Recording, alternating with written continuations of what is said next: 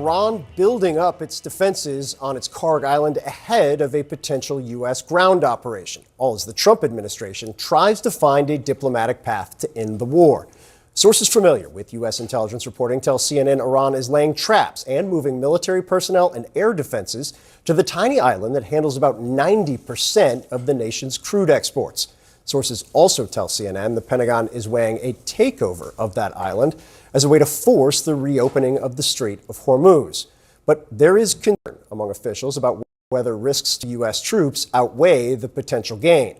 White House Press Secretary Caroline Leavitt today offering little information about whether Congress would be called if even more troops are set to be deployed. That formal authorization from Congress is not necessary because we're currently in major combat operations in Iran. The Department of War and the President, as I said, estimated about a 4 to 6 week timeline for the full completion of these military combat operations. At this moment, it's unnecessary. The President likes to maintain options at his disposal. The White House is still pressing on to find an off-ramp to the war. Sources say the U.S. offered a 15-point list of expectations this week, with Pakistan serving as a diplomatic intermediary.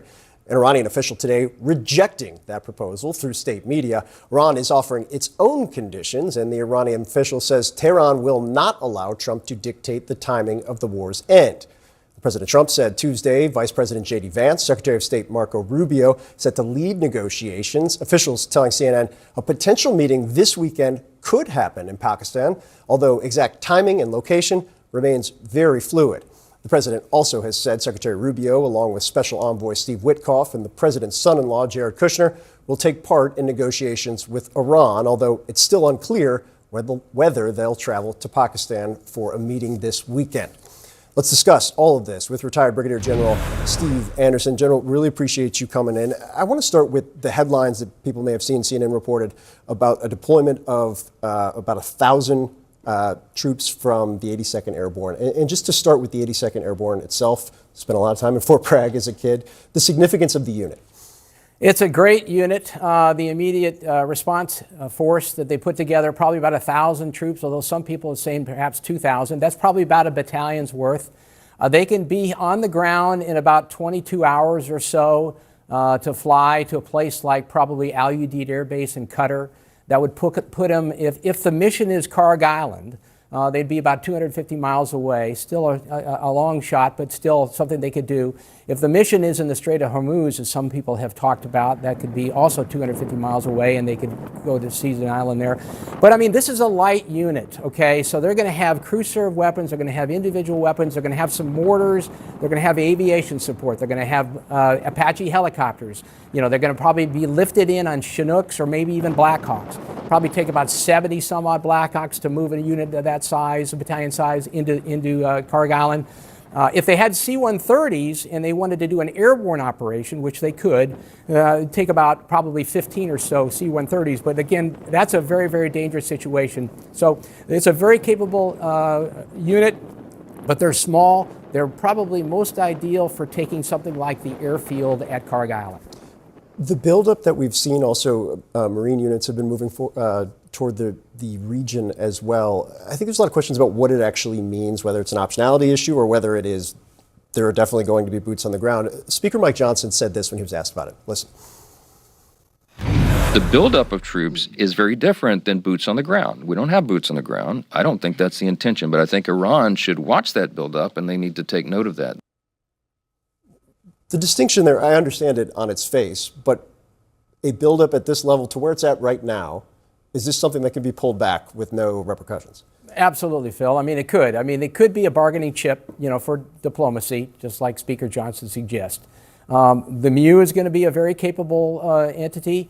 Right now, the 31st MEU, we believe, is at the mouth of the Persian Gulf, but they still got to come through the Strait of Hormuz, you know, or if in fact they're going to go to something like Kharg Island or one of the islands within the strait. But I mean, I think that putting boots on the ground obviously would be a huge step forward, and you know, we were talking mission creep big time. But perhaps they're just trying to position these forces over there in the Middle East to give them some options later on. Send a signal on some level. When it comes to the Strait of Hormuz, obviously there has been no major breakthrough. There have been no naval escorts. The insurance proposal wasn't enough to trigger tankers and their personnel saying, sure, we'll take a shot at this. Is there a viable military solution to that the U.S. would be considering right now?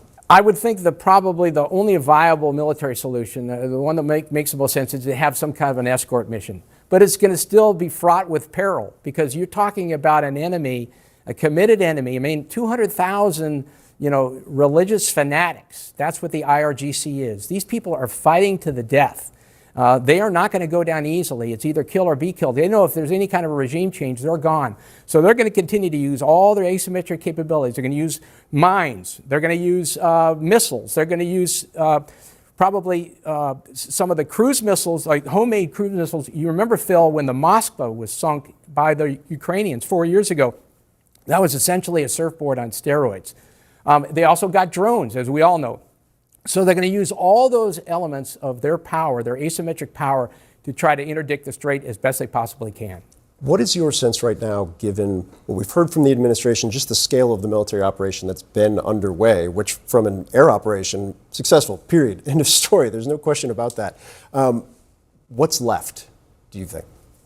What's left is, I believe, a political solution. I mean, they've got to come up with something because obviously, there was never a doubt, Phil, that we were going to be able to dominate them militarily. That was never a doubt. But that's tactics.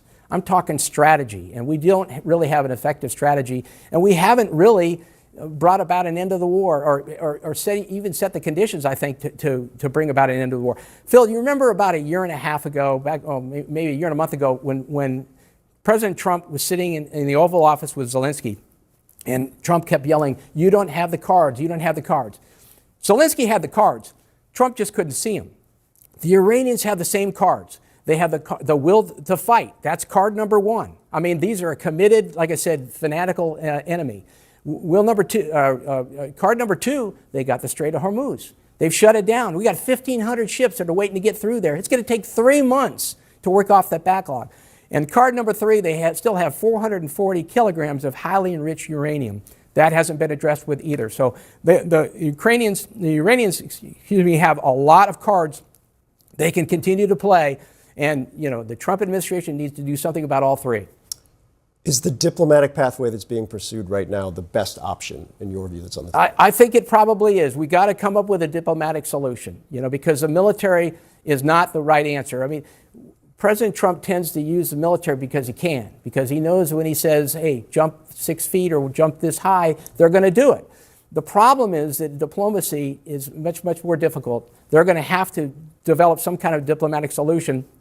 And unfortunately, the Iranians don't trust us right now because Steve Witkoff and Jared Kushner have burned them twice, which is why they're asking to negotiate with J.D. Vance right now. So you can see their position. But this war is not going to end until the Iranians say it's going to end.